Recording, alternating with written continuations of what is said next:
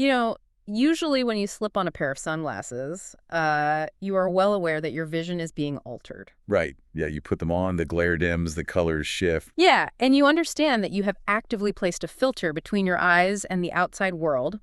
But I want you to imagine, just for a moment, that you were born wearing a pair of highly specialized tinted glasses. Okay, I am tracking with you. And these glasses, well, they operate with a very specific, quiet mechanism.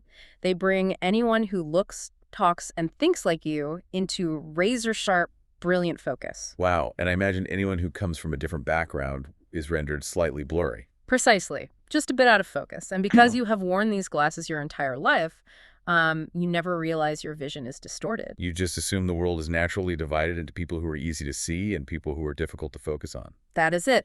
But what if that comfortable, natural feeling of, clicking with someone is actually the quietest, most socially acceptable form of moral corruption? That is a heavy thought to sit with. It really is.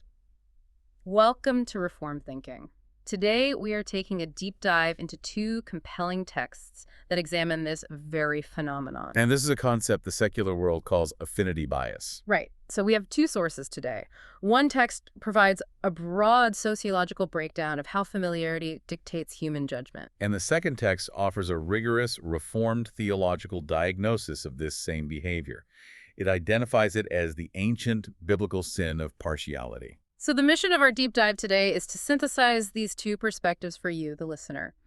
We want to understand how the psychological comfort of similarity masks a serious spiritual condition. And then we're going to present the specific Christ-centered remedy found in the Scriptures and the Westminster Standards. So let us jump right into it. That analogy of the tinted glasses, I think it frames our discussion quite well. It does, because it gets right at the unconscious nature of the issue. When we look at the secular definition provided in our first source, well, affinity bias is described as the unconscious tendency to favor people who resemble us. And that resemblance, it can take a lot of different forms, right? Oh, absolutely. It can be based on socioeconomic background, education, shared interests, or even a specific communication style. Like how someone formats an email or the kind of jokes they make before a meeting starts. Yeah, those little social cues. And the secular text points out that this bias rarely manifests as overt hostility. Which is why it is so hard to spot. Right. Instead, it disguises itself as positive preference. In our daily lives, we use terms like chemistry or instinct to describe why we click with certain individuals. We have all been there. You walk out of a job interview or a coffee meetup and think, wow, I just have a really good feeling about this. Yes, it feels like a natural warmth, a really intuitive connection. But the theological text presents a far more severe diagnosis of that specific feeling. Yeah, and this is where it gets uncomfortable. It does. The source argues that this so-called natural affinity bias is actually a direct symptom of total depravity. Yeah. Referencing the Westminster Confession of Faith, specifically Chapter 6, paragraphs 2 through 4, the source states that our basic nature is corrupted. Right, the fall of man. Yes. The fall caused the human heart to bend inward, creating these idols of self-preservation and tribalism. So what the corporate world or the secular sociologist sees as, a harmless psychological quirk, the theological text identifies as evidence of our lost capacity. A lost capacity to love our neighbor according to the image of God. We prefer our own image because the image of God in us has been severely marred by sin. Okay, so we are looking at a situation where the secular text identifies a problem of perception, and the theological text elevates that to a problem of massive moral corruption. That is an accurate way to state it. But thinking back to those tinted glasses, where only people who look like you appear in sharp focus, I have to push back a little here on behalf of the listener. Go ahead. If this bias feels so incredibly natural and positive in our daily lives, how does the first text successfully map this feeling of comfort directly back to the fall? That is a fair question. Biologically speaking, is tribalism not just a basic survival mechanism? It feels highly counterintuitive to classify a feeling of safety and camaraderie as evidence of depravity. Well, that tension you are highlighting is the exact friction central to understanding the theological diagnosis. Okay, unpack that for us. The source maps this comfort back to the fall by entirely dismantling the illusion of natural comfort. To the fallen mind, safety is defined by what is known, predictable, and self-reflecting. Okay. Think about the narrative of Genesis. When Adam and Eve sinned, what was their immediate instinctive reaction? They hid. Right. It was alienation. They experienced alienation from God, hiding in the trees, and they experienced alienation from each other, immediately shifting the blame. So the instinct was to protect themselves. Yes. The theological text explains that our fallen state inherently distrusts the quote-unquote other. What feels like safety to us is actually a rejection of impartial justice. Ah. The comfort you feel in a homogeneous group is the comfort of not having your underlying assumptions challenged. It is the comfort of not having to expend the energy to extend grace across cultural barriers. And quite frankly, it is the comfort of preserving your own cultural superiority. That is a harsh truth, but yes. The text brings up a concept that Martin Luther famously called homo incurvatus in se. Which means the heart curved inward on itself. Yes, the heart curved inward on itself. I really appreciate that imagery, but let us break that down for the listener. That sounds like we are spiritually hunched over staring at our own belly buttons. That is a very vivid way to put it. Well, I mean, it implies we're completely incapable of looking up to see the actual image of God in the person sitting right across from us. That is highly accurate. When your heart is curved inward, the only thing you can truly love is a reflection of yourself. The text argues that this inward-bending nature tricks us into believing that our preference for the familiar is a virtue. We call it finding our tribe, or building a cohesive culture. Right, when in reality, it is a direct rejection of God's command to love impartially. So the secular world recognizes that the bias exists and causes unfair outcomes. But Reformed theology identifies the root. We lack the moral capacity to naturally love those who do not reflect our own glory back to us. Let us examine the mechanics of how this bias operates in real time, because the secular source breaks down the specific causes of favoritism quite clearly, and I think this will resonate with anyone listening right now. It definitely will. The text lists 5 primary causes. We have the preference for familiarity, the desire for social connection, the use of mental shortcuts where we equate likeness with reliability. And then the last 2 are environmental reinforcement and the fear of difference. Right, and to put this into a concrete perspective, the theological text introduces statistical data from the Public Religion Research Institute, or PRRI. And that data is quite staggering. It really is. It reveals that white American social circles average 91% homogeneity. 91%. That statistic is a striking illustration of how environmental reinforcement dictates our relationships. Because if 91% of the people you interact with share your exact background, your brain is going to wire itself to view that specific demographic as the default setting for humanity. Yeah, that makes sense. And when we look at those 5 causes, the danger of mental shortcuts stands out significantly to me. How so? Well, the brain interprets familiarity as safety. This leads a person to assume that a similar individual is automatically more trustworthy or competent, completely bypassing any objective evaluation. The danger of those mental shortcuts cannot be overstated, and the psychology behind it is fascinating. The brain is essentially a prediction machine trying to conserve energy. Right, it wants the easiest path. Yeah. When you meet someone new, evaluating their character, their skills, and their trustworthiness takes a massive amount of cognitive effort. It is tiring. It is. But when the brain equates similarity with competence, it takes a shortcut.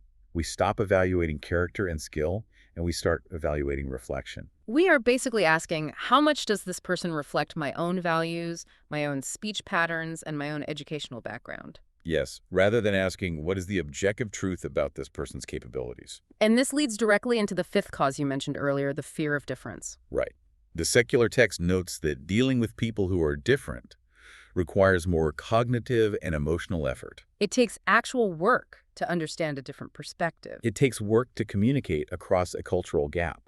It is simply less demanding to interact with those who share your unstated assumptions. This intense desire for easy social connection drives us to group together, but it does so at the expense of fairness. And that PRRI statistic you brought up proves that this is not a rare, isolated occurrence. No, it is the absolute default setting of our social environments. We curate our lives to avoid the friction of difference.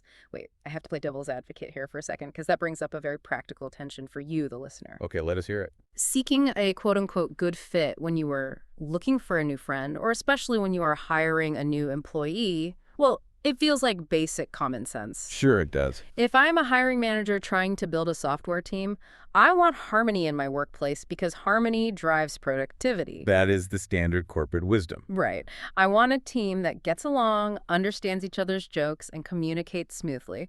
Are the authors seriously saying that my desire for a low-conflict, harmonious workplace is a manifestation of total depravity? It is a tough pill to swallow. At what specific point does seeking a harmonious fit cross the line into the sin of partiality? That is the crucial question the sources force us to confront.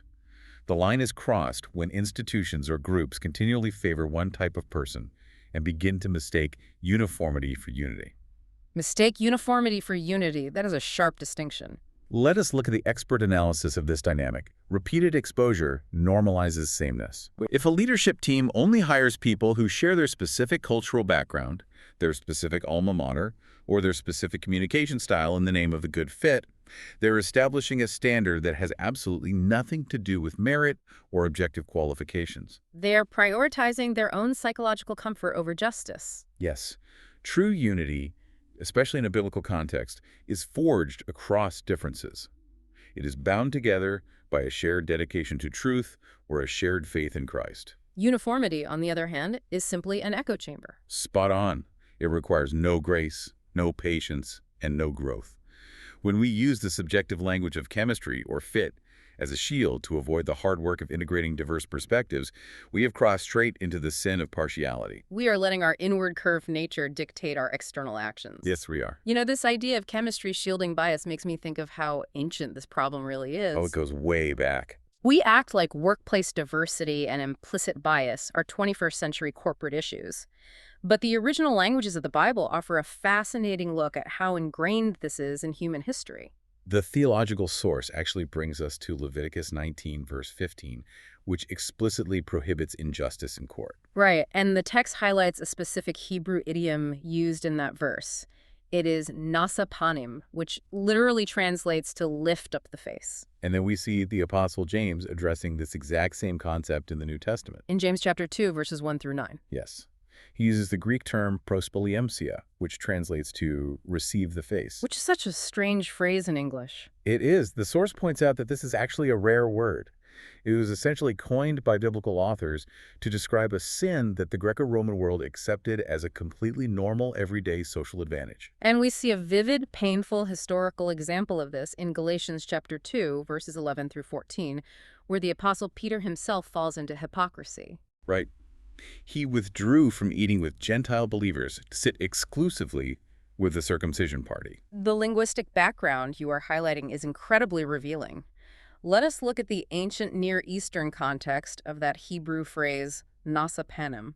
Try to visualize an ancient courtroom. Okay, setting the scene. It is dusty, it is loud, and a petitioner approaches the judge with their face bowed toward the ground in reverence and submission. A standard sign of respect. Yes.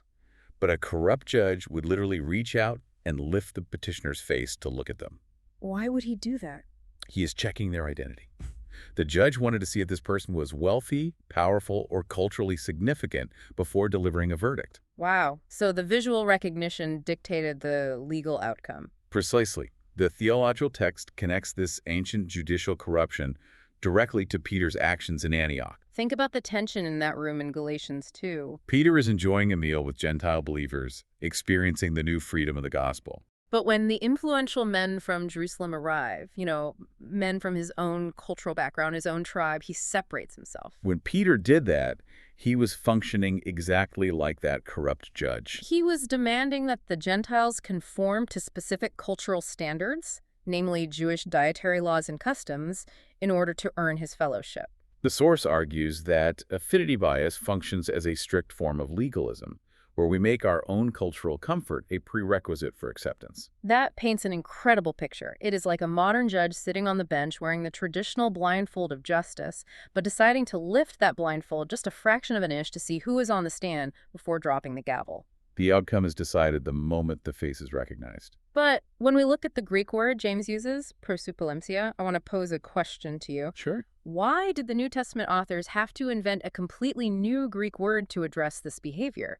Greek is an incredibly expansive language. Surely they had a word for favoritism. They had to invent new vocabulary because secular pagan society had absolutely no category for this behavior being wrong. Really? None at all. None.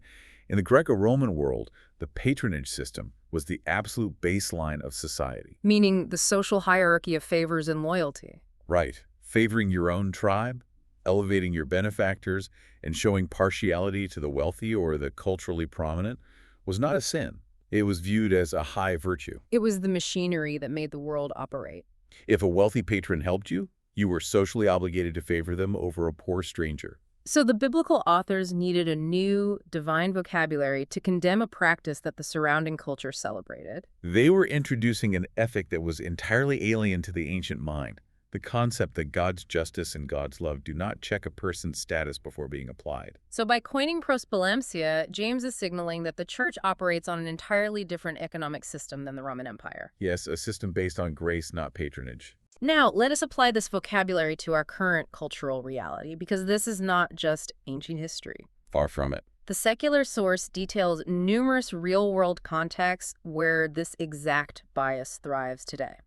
We are talking about hiring decisions, mentoring dynamics in corporate workplaces, Teacher-student relationships in university classrooms.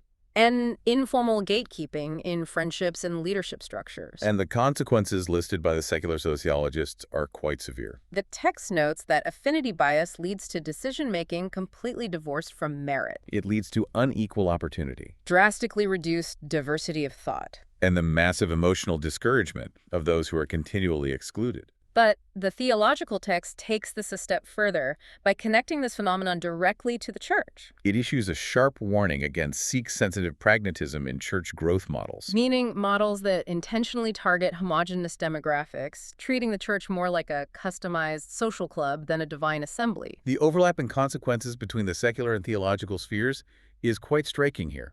Let us break that down. In the secular workplace, the use of subjective language creates an invisible shield for bias. Think about how performance reviews are written. A manager might evaluate someone's leadership presence or their professionalism. Those words are so vague. They are. These terms are almost never defined by objective metrics.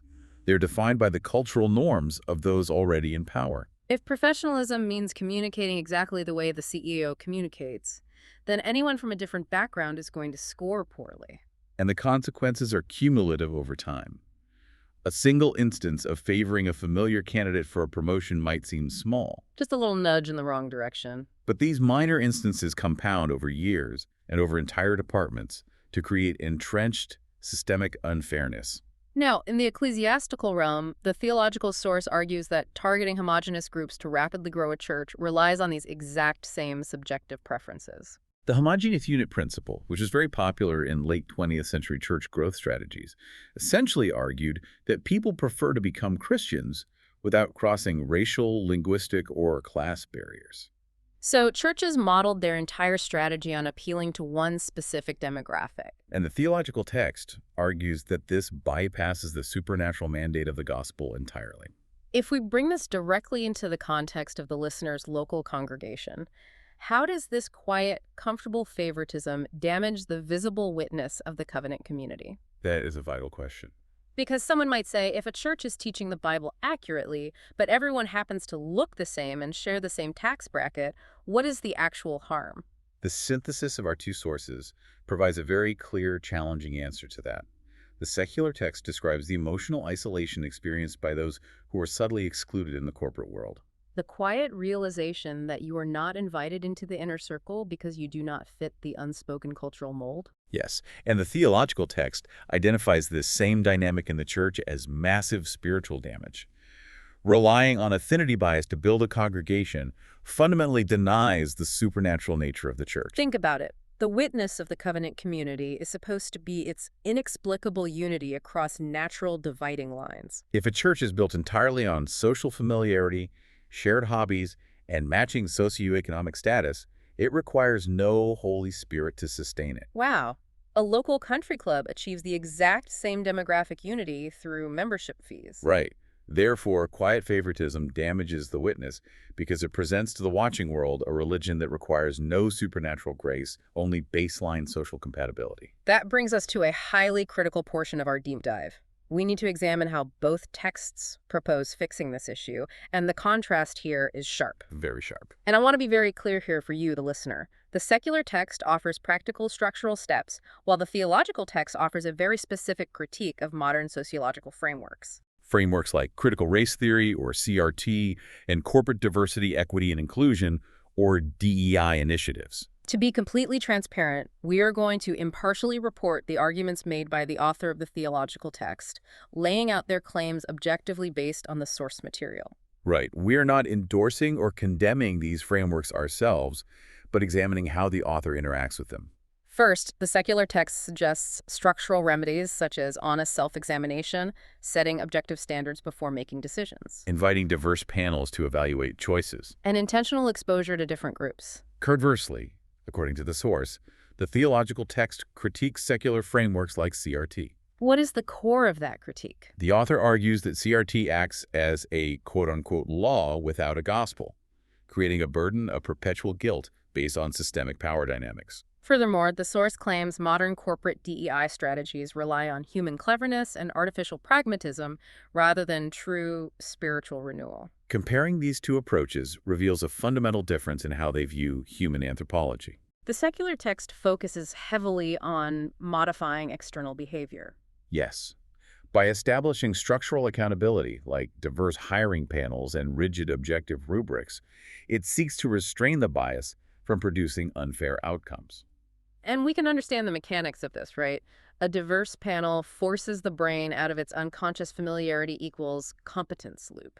Exactly. If three people from completely different backgrounds are evaluating a candidate using the exact same rubric, they're going to short-circuit that bias before it can infect the final decision. It is a system of external management. The theological text, however, argues that these secular methodologies fall severely short when dealing with the human soul. The author's critique asserts that while sociological frameworks might successfully expose societal debt, historical inequalities, and the reality of systemic bias, they provide no atoning sacrifice. According to the source, a framework like CRT operates strictly as a law that condemns the guilty party, Resulting in a system that can never offer justification, forgiveness, or final reconciliation. the law points out the sin, but offers no savior. Looking at these two methodologies, well, I think of an analogy to help clarify the distinction. Go for it. The practical tools offered by the secular text, the rubrics, the diverse panels, the blind resume reviews, they feel a bit like putting a high-tech alignment system on a car with the completely bent chassis. Oh, that makes a lot of sense. Right. It might force the wheels to point straight for a mile or two, making the car look functional on the outside. But the underlying structural damage means it will inevitably pull into the ditch again the moment you take your hands off the steering wheel. But the theological text offers a severe warning against relying on those tools to heal the structural damage. It does. According to the source we are studying, why do these sociological frameworks fail to reach the actual root of the problem? The author of the theological text argues that they fail because they misidentify the core issue entirely.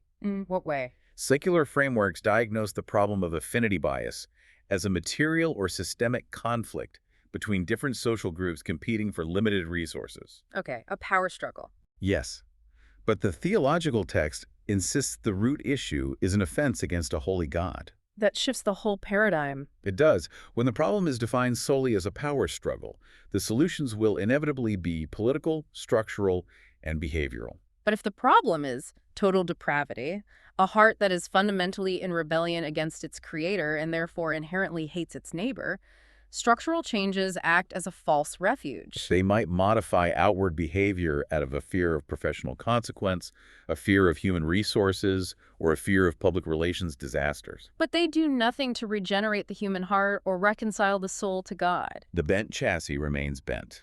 That leads us directly to the sovereign remedy proposed by the theological text, the active obedience and atoning death of Jesus Christ. The source highlights Christ's redemptive pattern of deliberately shattering social boundaries throughout his earthly ministry. We see him reaching out to touch the leper, eating meals with despised tax collectors, and offering living water to the Samaritan woman, completely ignoring the intense ethnic and religious boundaries of his day. The text brings us to Ephesians chapter 2, verse 14, noting how Christ's blood broke down the mesotoachon, the dividing wall of hostility between Jew and Gentile. Furthermore, the source links this directly to the Westminster Confession of Faith.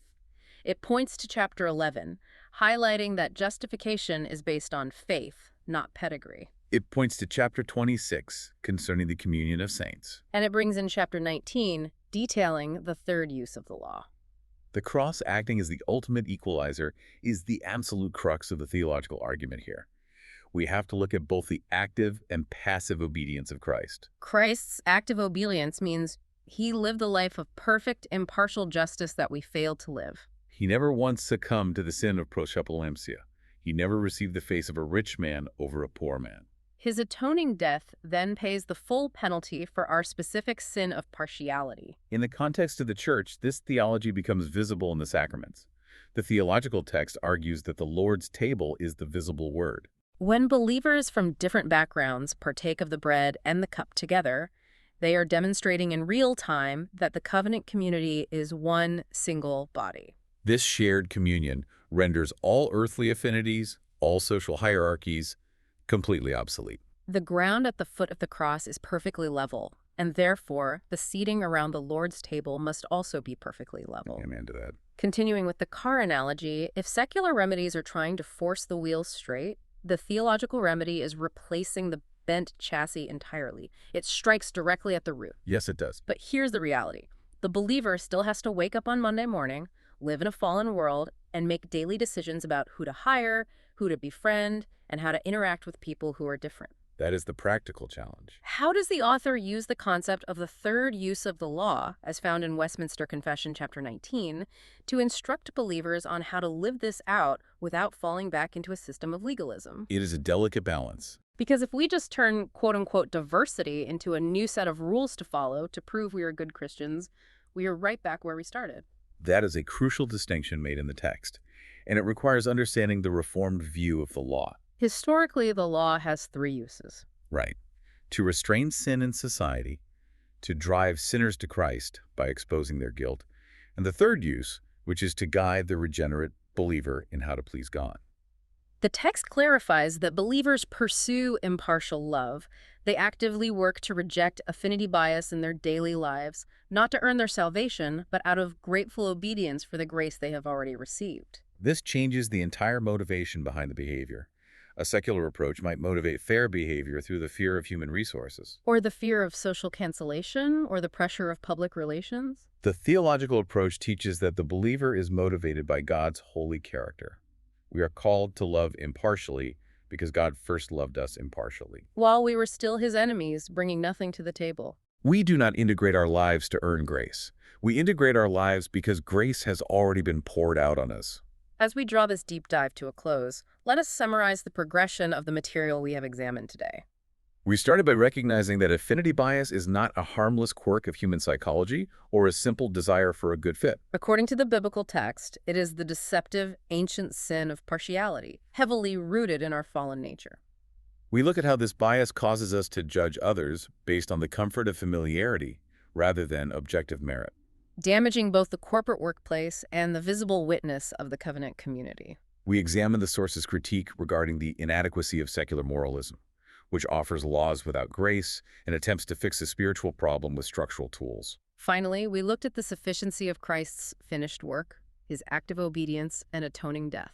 Which alone has the capacity to shatter the dividing walls of hostility and create a truly unified body. The synthesis of these sources demands that we examine our own hearts. It challenges us to look closely at our friend groups, our hiring practices, and the people sitting in our church pews. And ask a very hard question. Do our lives reflect the broad, impartial grace of God? Or do they simply reflect the narrow comfort of our own image? That is the conviction we have to carry with us. To leave you with a final thought to mull over as you go about your week, the theological text points to an eschatological hope found in Revelation chapter 5, verse 9. The Apostle John looks into heaven and sees a massive multitude. A multitude that includes individuals from every tribe, tongue, people, and nation worshiping the Lamb in perfect unity. I want you to ponder this. If that incredibly diverse gathering, the guaranteed future reality of the redeemed, what does it communicate to the watching world if our earthly sanctuaries and our daily social circles remain entirely homogeneous? Think about those tinted glasses we discussed at the very beginning of our conversation. The gospel does not offer a new prescription to make the blurry people just a little bit clearer. It demands that we take the glasses off completely, allowing us to see every single person through the clear, unmerited grace of Christ. Thank you for joining us on Reformed Thinking.